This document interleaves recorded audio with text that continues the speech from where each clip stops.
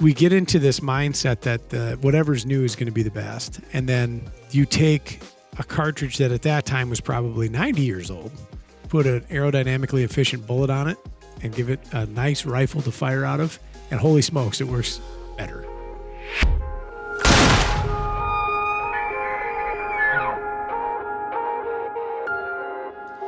What is up, everybody? Mark on the mic, my good friend Ryan Muckenhern across from me. And between us, we have 100 years of critter-killing cartridge performance that has stood the test of time. Ryan, this is the century anniversary of the good old 270 Winchester. My Lord. We've talked about the 270 before, many moons ago, many podcasts ago. But this is a notable event. 100 years. 100 years. Introduced in 1925. This is the year 2025. And, man, I'd say this thing is as strong as it was back then, if not stronger, when it comes to popularity, use, field performance, success in the field. I mean, people continue to knock critters down with it. People continue to purchase rifles chambered for this cartridge. And I don't know, man. It doesn't appear to be slowing down. No, it's still remarkably commercially viable. The origin story of what you sometimes call the 270-06. Or no, excuse me, the 27-06. 27-06. Yeah. Let's talk about that. We just talked about the... Okay, wait, hold on. When is this coming out? I don't know. Spoiler alert. I don't have the calendar in front of me, but we just talked about the 338-06 the other day. That's true. This is the 27-06. 27-06. Imagine a need for a faster, flatter shooting cartridge at a time when we were just over the hill into smokeless powder territory. That is hard to believe. Yeah. 29 years after the introduction of the first commercial smokeless round. Is Matt Myers right? 30 years. 31? Ish. Yeah, somewhere. Just throw an ish on it. We're going to call it 3 decades. A mere 3 decades after we had... boy, that was a train wreck. Mere 3 decades after we had commercialized the use of smokeless powder. We'd gotten into pointed bullets, Spitzer-type bullets. We'd gotten into reloadable metallic cartridges with center fire ignitions as standards. And we as a species had understood that there was a distinct advantage in velocity. We had only just broken the 3,000 foot per second record. Not that far before that with the venerable 253,000 Savage. That's right. 87 grain bullet moving at 3,000 feet per second. What an event in history. Truly. And so here we are, large format, big game round. 1925. That's nuts. I mean, it's really cool that it's been around this long. Yeah. It's interesting to me, kind of, but I guess, you definitely have a lot of if it ain't broke, don't fix it. But 21 years for somebody to go, you know what we ought to do? Neck this thing down a little bit, put a little bit lighter weight bullet in it, and off we go. I'd say particularly when, nope, I can see that. I keep forgetting about these things that we didn't necessarily have. Yeah, rangefinders. Telescopic weapon sights. That's where I was going with that. What do you mean? Why do I need a 270? I'm not going to shoot any further than I can shoot. Isn't that wild? That is wild. And you know what's even cooler about that? I was down in the showroom today working with a customer. He'd asked me about the Impact 4000 weapon-mounted rangefinder. Yeah. And I was explaining to him how it works. And he's like, oh, that's pretty cool. And it wasn't like I showed him an alien. It was something where it all made sense. Right. Yeah, like, oh, yeah, that all tracks. That seems reasonable. Yeah. And then you think about what it is. Yeah. It's pretty mind-blowing. And have we gotten so spoiled as shooters that capabilities of a system like that are now expectations rather than like wonderments? I was going to say we are we are numb to it. Mhm. It's like an expectation now, Yeah. which is just odd. Because when you think of the feats that we can accomplish with regularity these days, it's astounding. It is. And so what this cartridge would have represented to the rifleman of 1925, gasoline still had lead in it. Those were the days. I mean, holy smokes. Force multiplier, for sure. Without giving up a whole hell of a lot from a terminal performance standpoint. I'm sure at the time it had its critics compared to those who were shooting Holland Super 30, the 300 H&H Magnum, or the 30-06 Springfield. Well, and I think that from a velocity standpoint, that's probably what the 270 was kind of, I guess, competing with, right? With the 300 H&H. Yeah. Yeah. Obviously, bigger pill out of the 300. Certainly. But. Absolutely. Your option there was you had to go big, mean, and ugly from a recoil perspective, or something like the 270. They nailed it. To me, the 270 can only have gotten finer with age. In fact. And we talk about it all the time, but just with modern projectiles. Yes. They have only gotten better and better and better and better. What is really fun for me to sit back and watch is new cartridge introduction. And Rob and I were having this conversation today about 7 backcountry. Mm-hmm. And, what a really cool thing that is. And he was wondering about the viability of another 7mm cartridge that he has with 7 backcountry on the market. And like that is an example of something that is significantly different, right? So we're not just tweaking it a little bit. It's like wildly different. But let's go back to 2007. This neat little cartridge comes out. It's called 6.5 Creedmoor. Right? It's hard to believe. It's in my head. It still seems new. Oh, yeah, sure. 07. It's coming up on 20 years. Oh, man, time flies. I know. And what's neat about that is that cartridge, it actually was kind of a slow burn and then rapid engulfment in flames as far as popularity is concerned. That cartridge is like a darling round. A lot of people love it. A lot of people love to hate it. But very popular, and for a lot of good reasons. Like its performance package is well buttoned up. I mean, everything makes sense with it. It's a model of efficiency. Sure is. You bet. And when you look at that cartridge introduction and the innovation that came with it, and everybody's like, oh, why weren't we doing that the whole time? And then I remember Mr. Ron Spomer put out this really good piece about the 270, like a concerted hat tip towards it. And he did a comparison with the 145 grain Hornady ELDX from Hornady's Precision Hunter line versus 143 grain ELDX, same line from Hornady. And in every category, the 270 Winchester absolutely tarred and feathered. And this was at the time when people were talking about 6.5 Creedmoor being like the new elk lightning. Oh, yeah. Yeah, like, oh, if you got an elk problem, let me tell you, 6.5 Creedmoor. And I love Ron. And he threw that out there, and it was just like, there it is. Like, man alive, were people frustrated, perhaps. But well, it kind of takes the wind out of your sail when you're getting pretty amped up about something. Oh yeah, and you can't throw shade at the 6.5 Creed. No, I own several. I really like that cartridge, but it is interesting. We kind of get enamored with Yep. the new pretty girl at school. Yep. And you forget that old Betsy's still just chugging along, doing just fine. The point I was trying to make of that is like we get into this mindset that whatever's new is going to be the best, and then you take a cartridge that at that time was probably 90 years old, and you put an aerodynamically efficient bullet on it and give it a nice rifle to fire out of, and holy smokes, it works better.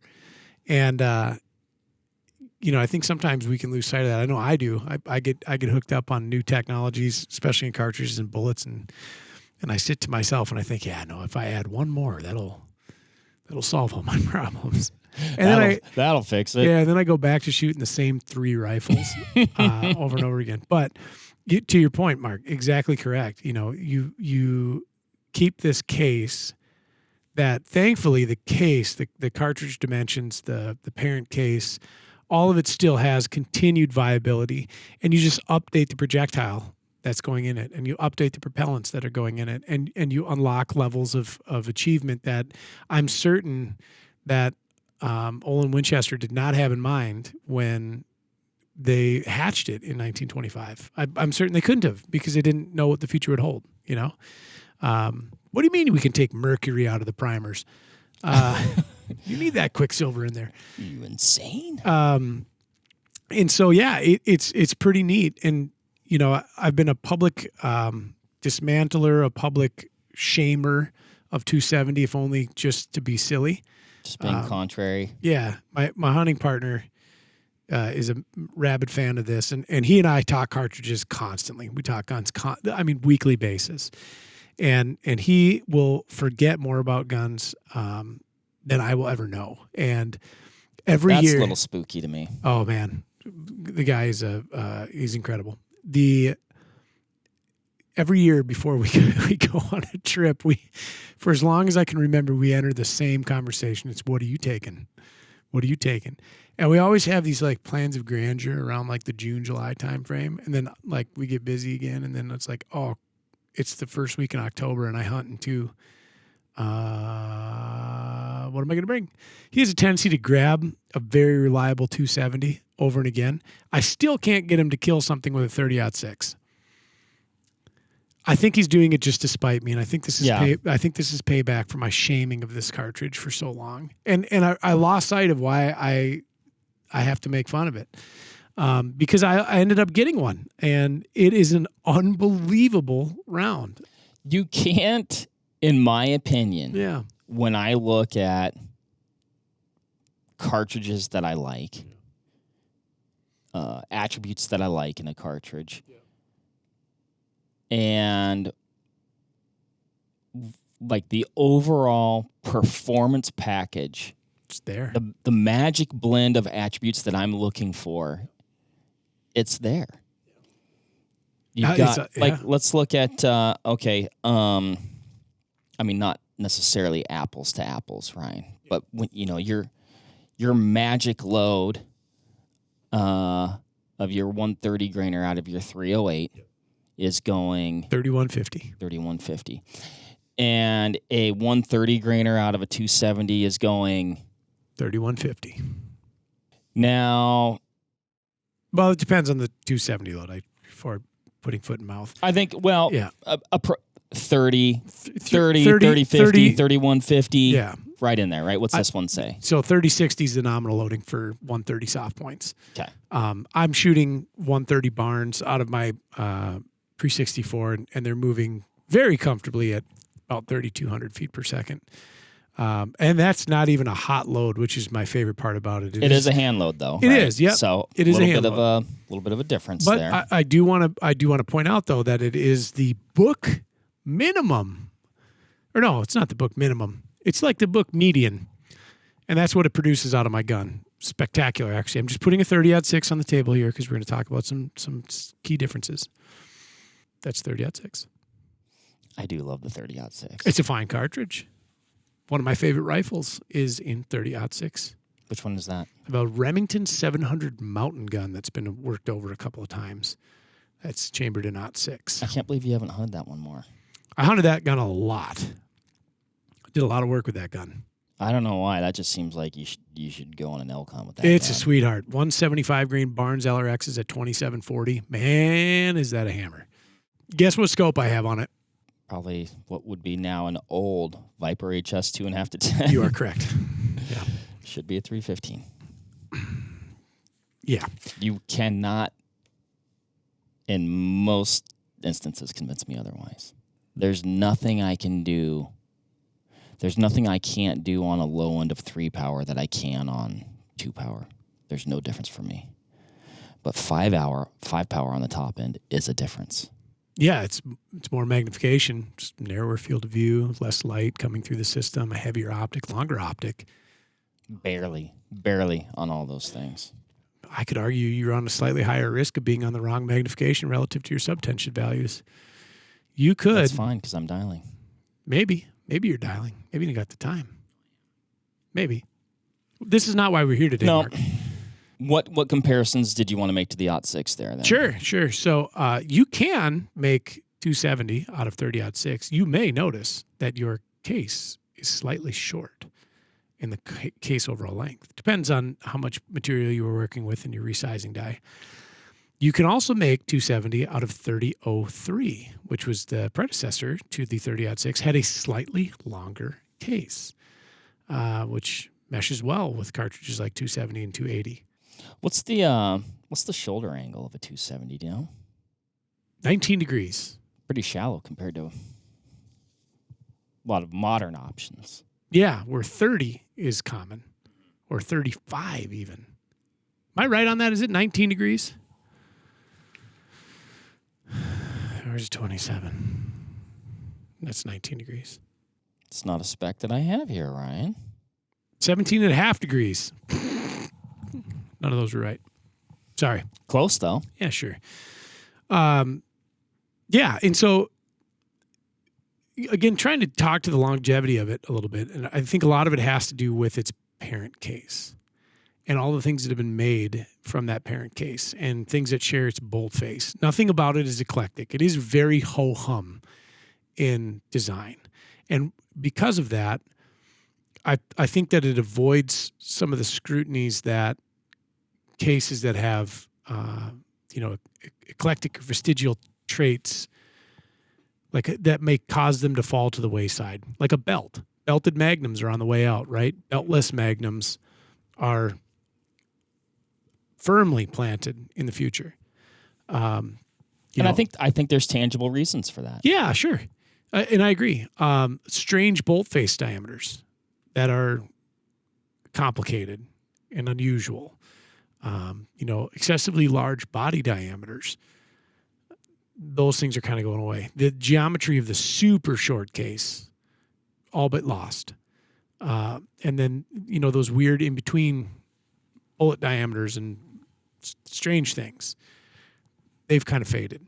But this cartridge, and its, like I said, very humble design, is overlooked by the Grim Reaper. Well, because it blends in so well with convention.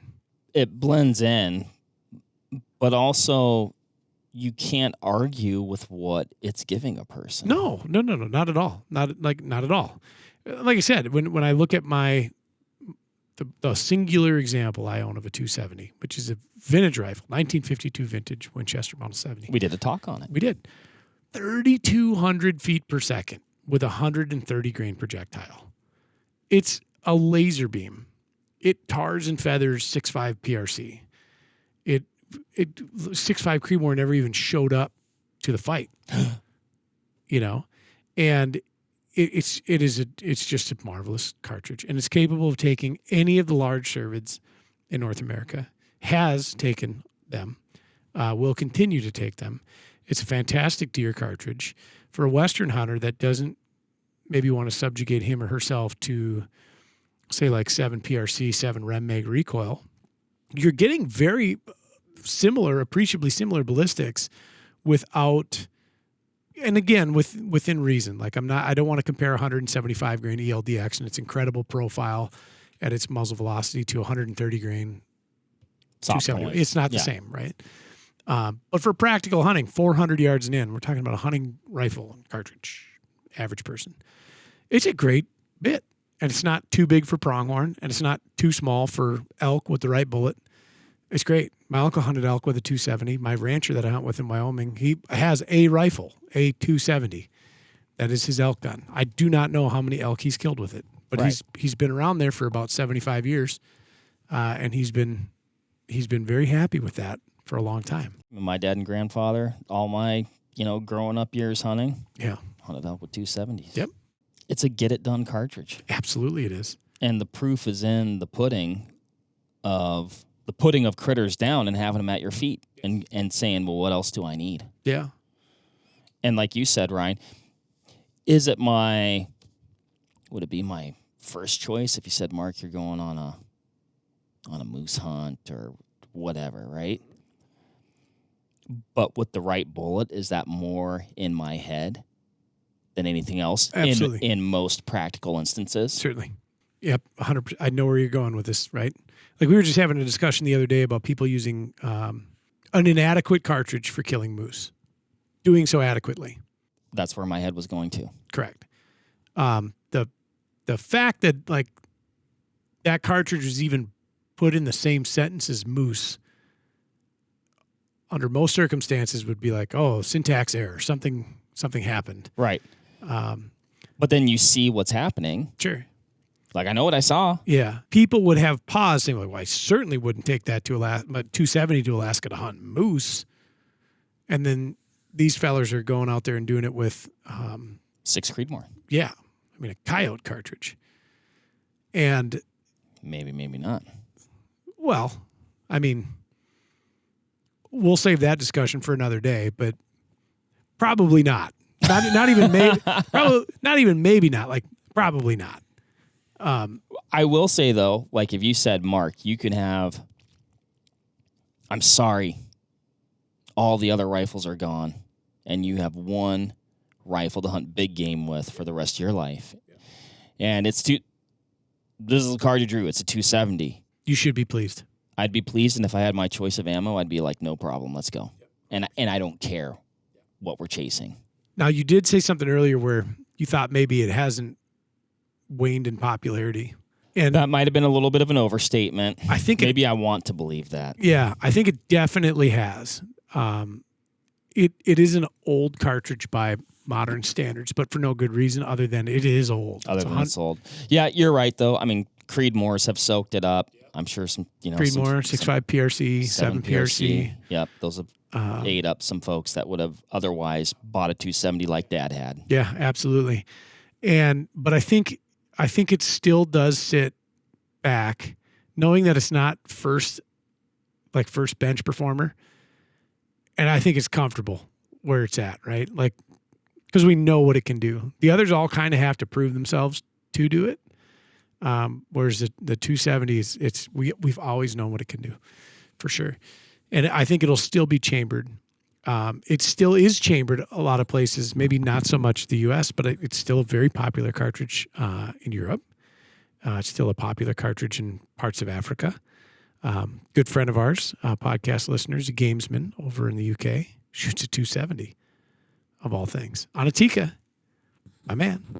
I like it. Yeah, oh yeah. I mean, you bring up a point, though.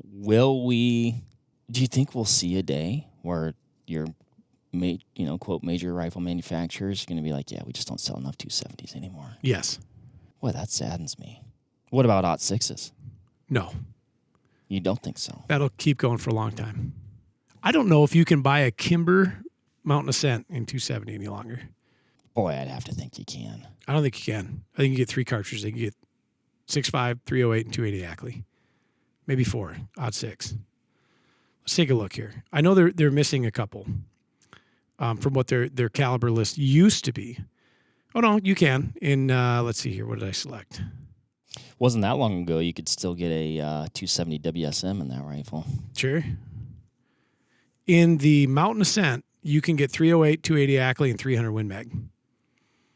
In the Skyfall color. Wait, what were the 3 again? 308, 280 AI, 300 Win Mag. No .6? Nope.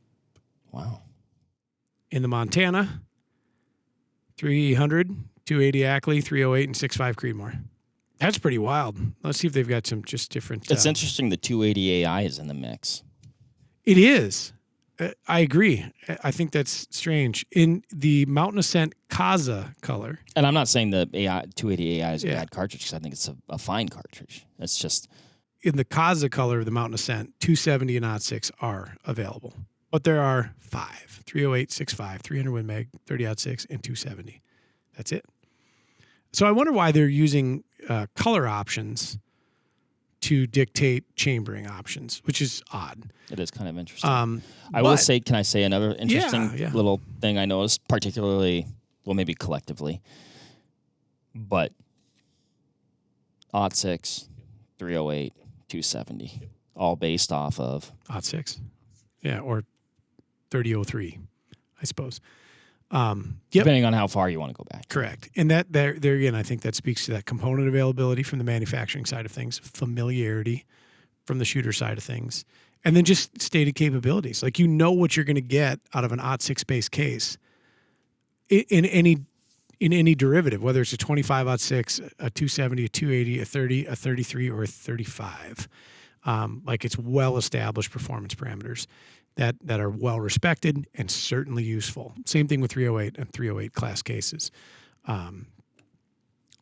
But I do think there's a day that it probably comes that this thing just doesn't have the shoulder angles, the body taper, the cartridge overall length when loaded, that it falls into obscurity. And I don't know that it's on the imminent event horizon. I think as long as 06 stands, 270 will.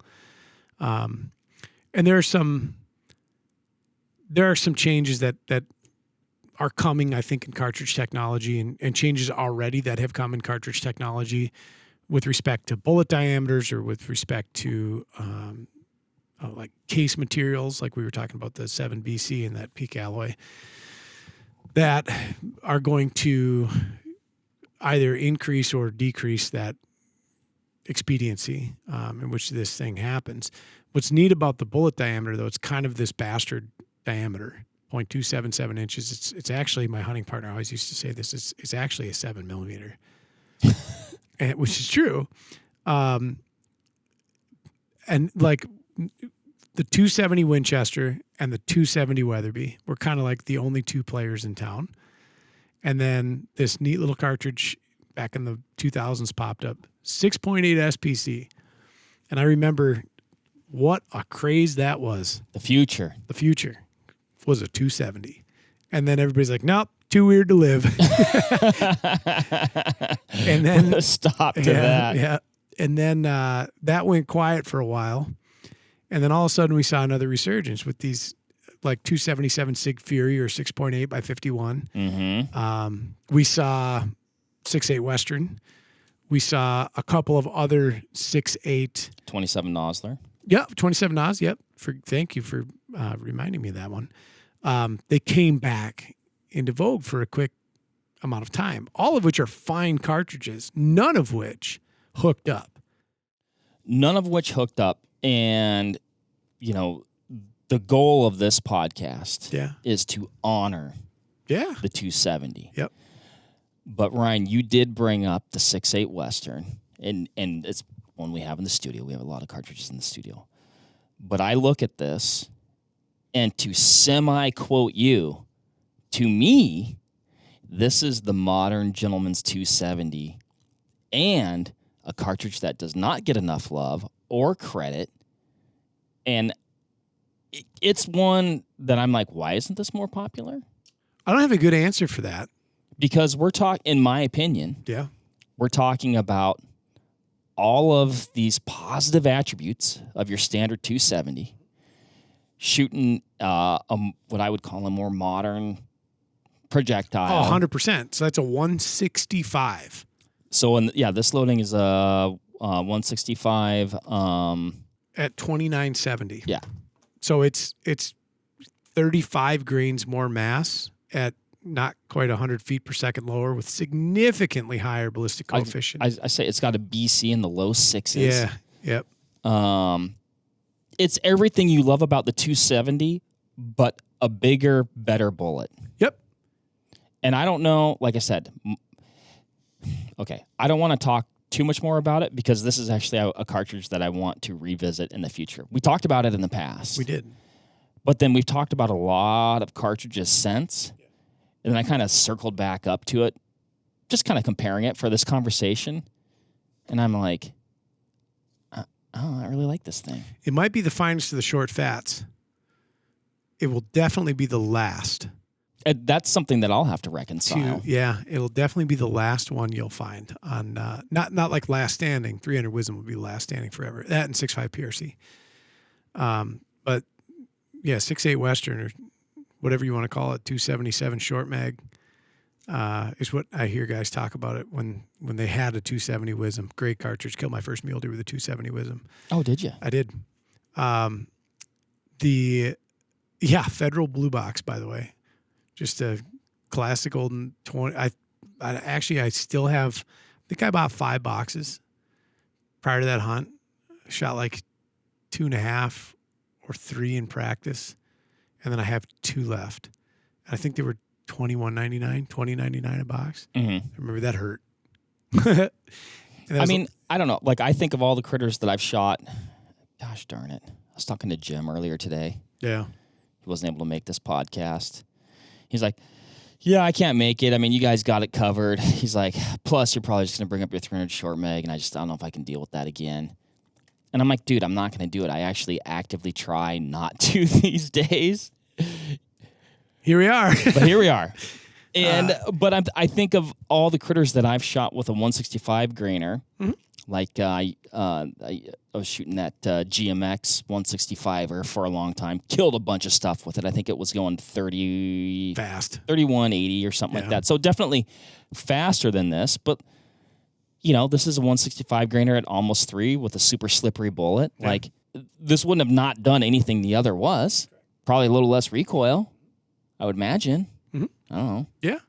Yeah, but it was just like 6.8 SBC. Just too weird to live. And I think again, we asked the why. Why did that 270 not make it? Unusual case, limited component availability. There are like 2 ammunition manufacturers that load for it, Winchester and Browning. So yes, right. But then to me it begs the question, why? I don't know. I don't know how the politics work with that. Yeah, and like I said, I kind of want to revisit this because get it off the table. Get it. Yeah. Okay. Goodbye, 6.8 Western. I just thought you brought it up, and we had it here, and it was on my mind. So that thing was a lead balloon from the day it was hatched. Standard 270 still does everything you needed to do. It does, and when we're getting better bullets in, and like we've said this before, like nothing's new. Like the pendulum just swings. There are calibers that are now very much coming on to the forefront as like the best for long range, the best for PRS, the best for NRL hunter, the best for deer. That 7 years ago, people like, forget that. You need to go this way.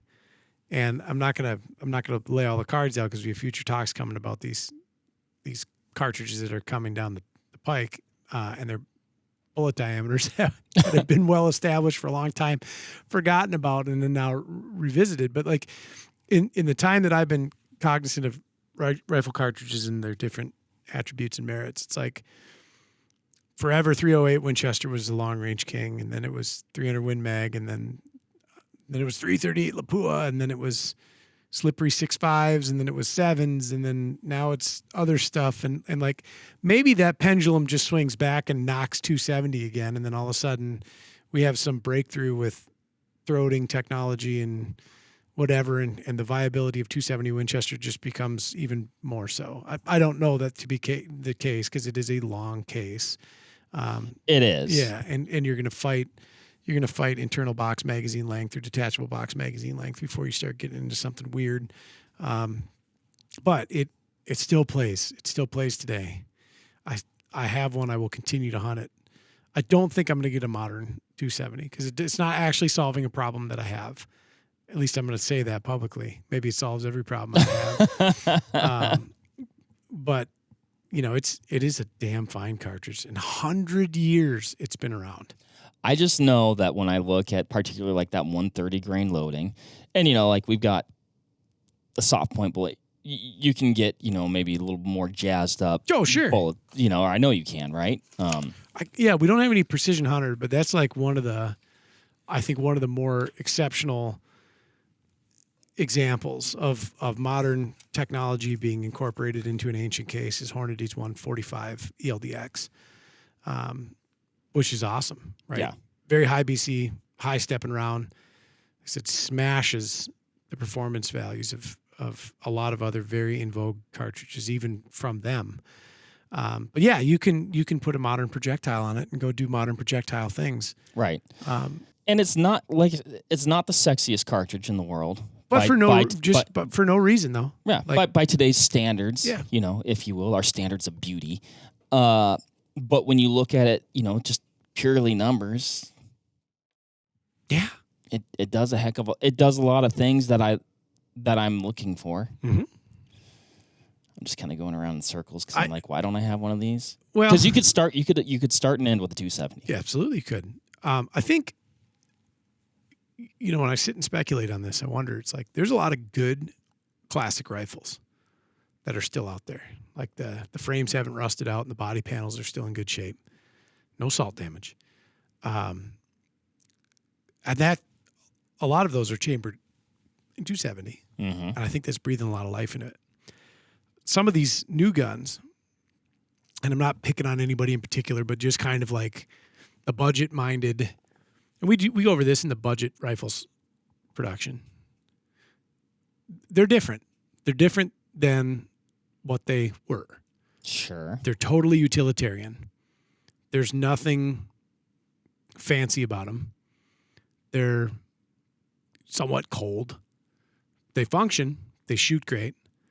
But they're not put together like a 1970s vintage Model 700 BDL, or certainly not a CDL, or even a push feed Model 70.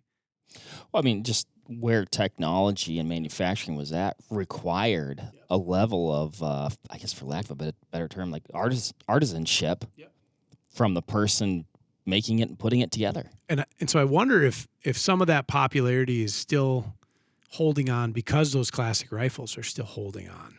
Sure. And they're still humming and still going. And as these new guns come out, which again, there's not a damn thing wrong with some of these new guns, they're just not the same level of attention that the older guns were. And that's how they're so affordable, right? And so you trade aesthetic and fit and finish for raw functionality, right? Guns like the Savage Axis, guns like the Ruger American, guns like the Mossberg, guns like the, anything along those lines, those sub $600 budget rifles, they're still chambered in 270. I doubt that they are selected in 270 because I think like the marketing appeal of the cartridge has waned. And so you have to talk about whatever is the new flavor of the day. And that's what's going to sell in those guns. And it's the older generation of shooters and those classic rifles, or the generational knowledge passed down to new generations of shooters that are maybe more in tune with it, that keeps that 270 moving forward. Although I believe at a slower pace than some of the new counterparts that have hit the market. I think you will have for a period of time, and we've talked about this before too, there are households that are 270 households. Oh yeah, you bet there are. Or 06 households. We see or them 308 every households, fall. right? And there is an advantage if you're hunting as a family unit to having kind of like a universal riffle. I'm reminded of everybody got the same ammo. If you ran out, somebody else has got something. Maybe all your rifles shoot the same load. Perfect. Yep. Last fall we had a father and two sons. Boys were probably 13 and 15. Came in. They're going on their first Western hunt. Dad had an old gun. Boys had two new guns. They'd worked their tails off to buy them. Oh, I love to hear that. And yep, so they both had jobs, and then they worked on the farm. And they went out and they bought themselves kind of a match set of Browning X bolts. And they were chambered in 270. I love it. And, we're just talking. He's like, Dad said, yep, same ammo. It's basically one box fuels us all, Right. And the boys went with a little bit different rifles than each other, and certainly different than what Dad had. I think Dad was running around out there with a Remington 7600.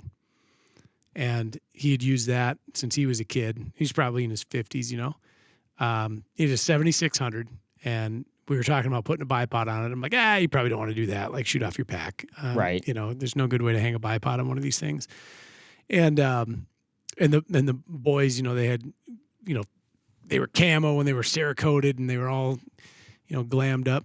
A 270, and like you said, there are households, and that is not an uncommon thing that we see here every fall, where the patriarch matriarch of the family, they had a 270. Ergo, we all have 270s for exactly what you said.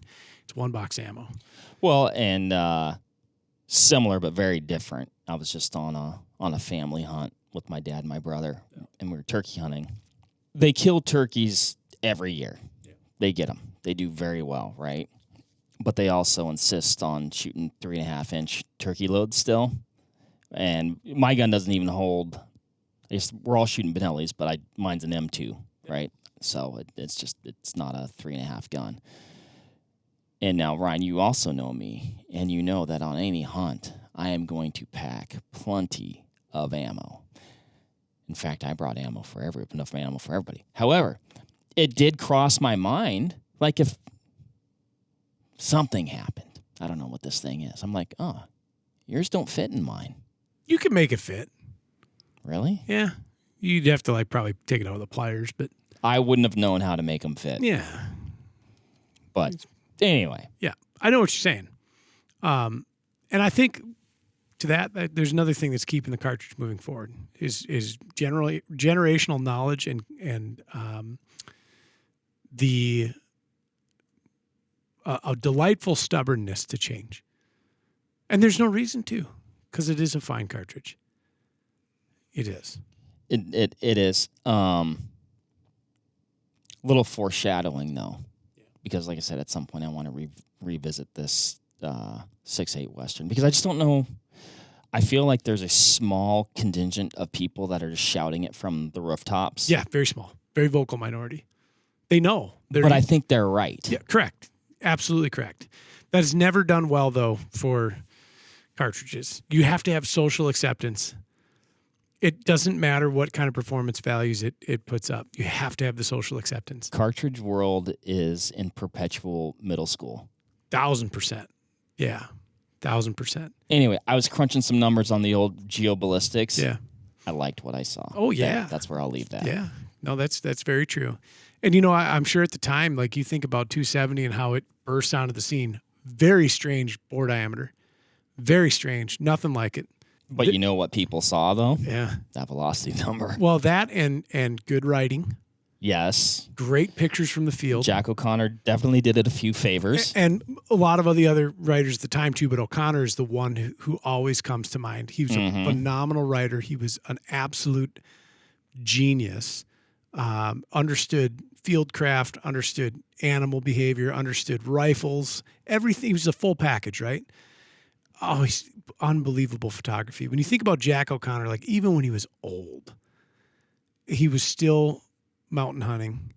He was still killing giant doll rams and giant stones and giant moose, and talked so endearingly. And likely with? A lot of it was 270. A lot of it was 270. So it's like, you can crunch the numbers, right? But you also have the anecdotal data of just knocking stuff down, and that goes a long way. Yeah, and then the social acceptance, and I think on behalf of that gentleman, not single-handedly, but big-handedly, had a lot to do with social acceptance of that cartridge, because it was pretty wild, man. I mean, just random bore diameter, it seems. Let's go with 0.277. And you know what really trips me up about that is 7 Mauser, 7x57, was revered for its capabilities, its trajectory, its pleasantness to shoot, its effectiveness on game. Sectional density was a big talking point back then, and that was like king of the sectional density conversation. We all know this case would accept a 7mm. It would later do so as the 280 Remington, which flopped. Do you think it was due in part to potentially the wheels had gotten rolling too hard, man? But like our resistance to millimeters, the metric system? Yeah, probably. But, you could have come up with something different, like 280, There was 270. Why couldn't 280 have worked? Why couldn't 284 have worked? You know, and so when I think about that, and I think like, well, what is the superior projectile solution at that time? If that's what we were really after, flattening trajectory, adding velocity, keeping sectional density high enough to facilitate penetration. Back in the day when that was more important, when we were working with the bullet technology that we were, I'm not saying that sectional density is an irrelevant topic, but modern metallurgy is a fantastic thing. Bullets do things different now. 7mm would have been the better fit, but it just didn't. It just didn't happen. And then the conversations around campfires, conversations around hardware store and gun shop countertops, the conversations written in publications around 270 got the ball rolling too fast for 280 to ever try to catch. Mm-hmm. And it never did. It never even came close to. And, in some weird way, 280 was wrought with some sort of diagnosis of anemia in comparison to 270, which is unfounded. 280 does everything 270 does, just better in some respects, but never was held in the same regard and somehow was held lesser than. You wonder, was 270 selected just because the 7mm bullet wouldn't have been like at that new time and jazzy? Like it wasn't different enough to make a splash? I don't know. I mean, at that time, I suppose people were thinking like that was the bullet that the Germans had. Maybe. Okay. I could and see. And it wasn't even the bullet that they ran. 8 Mauser was the far more successful military cartridge. Far more successful. And yeah, it's just never hooked up. And it's funny how like convention and popularity influences the success of a cartridge or sets the demise for another. Mm-hmm. And I don't think there was defamation on the 280. In fact, O'Connor favored the 280 in many respects, talked about it in higher regards as a potentially finer cartridge, and had a 280. But 270, man, it was just too far gone at that point. Maybe he was like you. You're like, yeah, I mean, I could take this, but I'll just take this one. It's been working. Yeah. Yeah. It's an interesting thing. I just want to look at that. It's a little bit here. Pull out the old Bible. Oh, you're going to compare it to the 280? Yeah, just some look at 270 Winchester, 140 grain. I fired a 280 one time. Yeah. Or several times once, I guess. You know what I understand. mean? I was helping a guy sight in his rifle.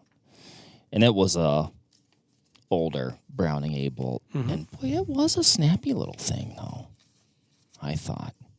270, 140, 280, 140.